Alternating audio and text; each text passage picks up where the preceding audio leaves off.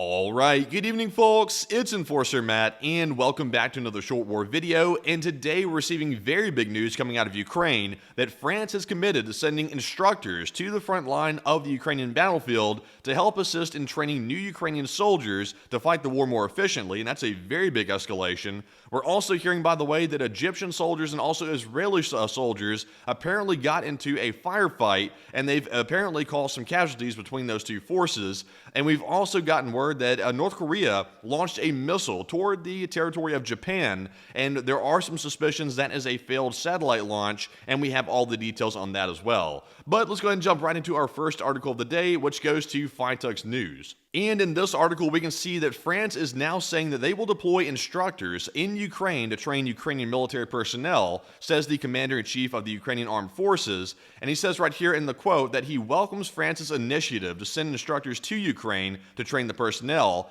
And also Sersky says that he's already signed the documents that will allow the first French instructors to visit the training centers very soon and familiarize themselves with the infrastructure and also the staff as well. So this is a pretty big move indeed. This is not sending battle troops to the front line of Ukraine. This is sending instructors, but nonetheless, Russia is probably going to view this as sending troops to Ukraine. So that's what we're really waiting to see here. How is Russia going to react to this? Because it could be a pretty big escalation on Russia's side and how they actually react to this entire situation. So we'll have to wait and see on this, but a pretty big move. And in our next post here, we have one from Nexta. And like I mentioned a moment ago, Sersky himself is saying that he welcomes the entire project and initiative, and that he's apparently very grateful for the French assistance in training these new troops. So this is a big move here, and France has finally pulled the trigger on doing this situation right here. Sending the instructors to Ukraine is a big move, and we'll have to wait and see how that is reacted to.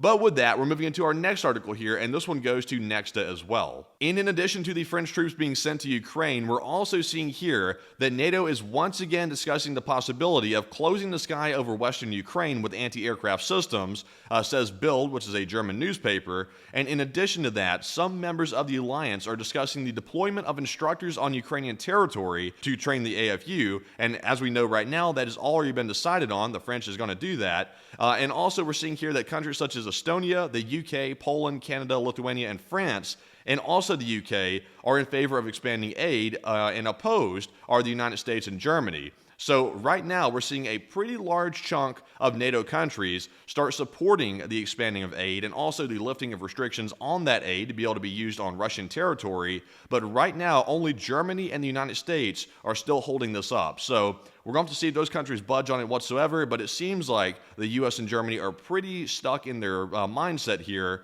and they probably won't be changing their minds anytime soon, but of course, only time will tell. And with that, we're moving on to our next post here, and this one goes to Null Reports, and in this one, we're learning that Russian authorities report that last night, Ukrainian drones attacked targets in the Krasnodar region, not far from the palace of Putin himself. And in the quote right here, we can see that in the village of Kranitsa, debris from one of the devices damaged an unfinished building, and in the village of Dzenkot, a drone fell on the trees and the fire was also extinguished, but according to preliminary information, there were no casualties. But the big deal about this entire attack right here is it was very close to the palace of Putin, and that these Ukrainian drones were very close to actually getting to that target. I'm not sure if that was actually the intended target, but they were pretty close, and I'm sure that caused a security scare for Putin's security around that palace. But with that, we're now moving into our next article here, and this one is also going to go to Null Reports. And we're getting word that there are new arrivals in occupied Luhansk,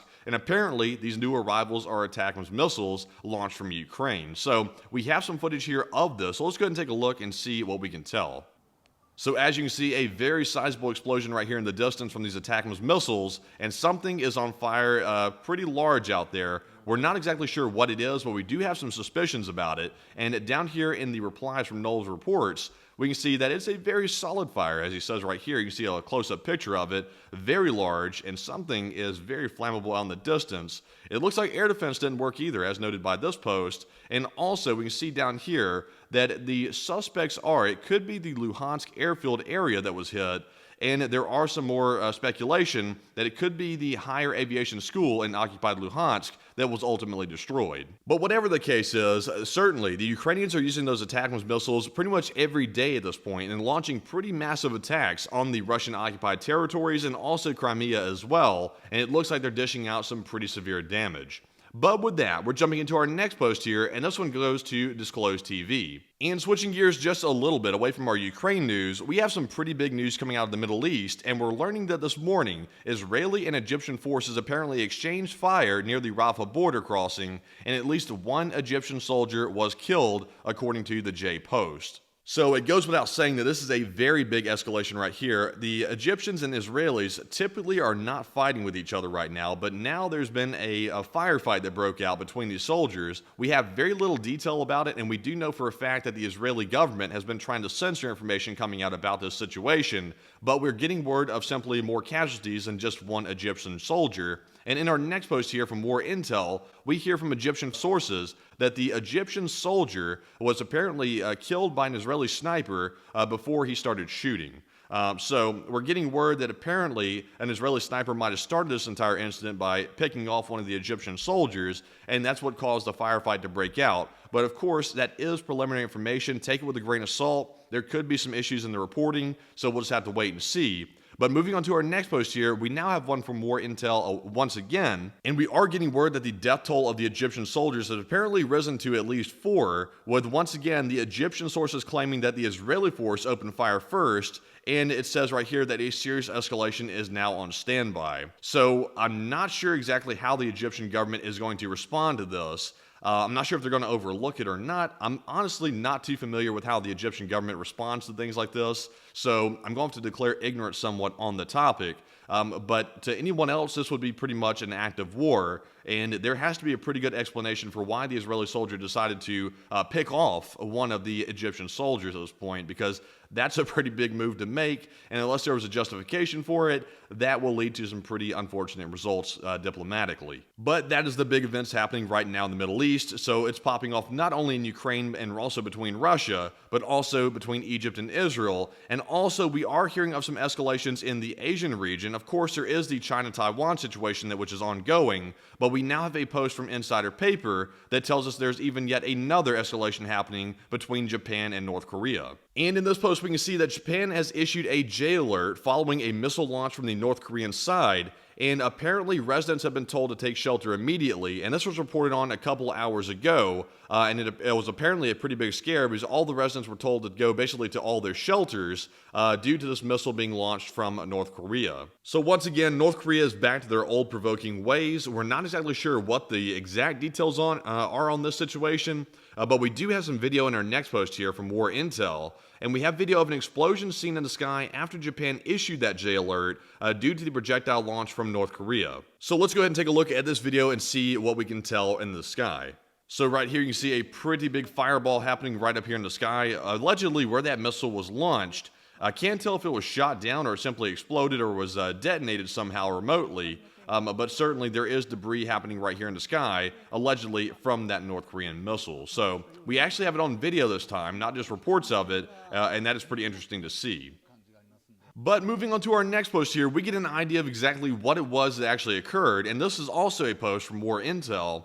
It says here that apparently a North Korea satellite launch was the reason that we saw all the fireballs in the sky, because from what we can tell, that was allegedly a satellite launch attempt by North Korea, and perhaps it was not a ballistic missile that was being launched toward Japan, and maybe it was simply a failed satellite launch, but of course that is merely speculation at the moment. We don't have all the hard details about it, so for right now we're kind of left in the dark, but this is the best hunch to go on thus far. But nonetheless, with that is actually our last piece of news for the day. And also today is Memorial Day, by the way. I hope everybody's having a good Memorial Day. And today is the day that we honor the fallen soldiers that have fallen in war and also other conflicts as well. So also I hope everybody's safe from the storms as well, because we've gotten hit pretty strongly here at Enforcer HQ. And that's why the recording probably sounds different, is because I'm currently in a different location recording the video. So with that, thank you all for watching. If you found the video informative, please press the like button, and also also subscribe to the channel as well, because that greatly helps us get the news out there.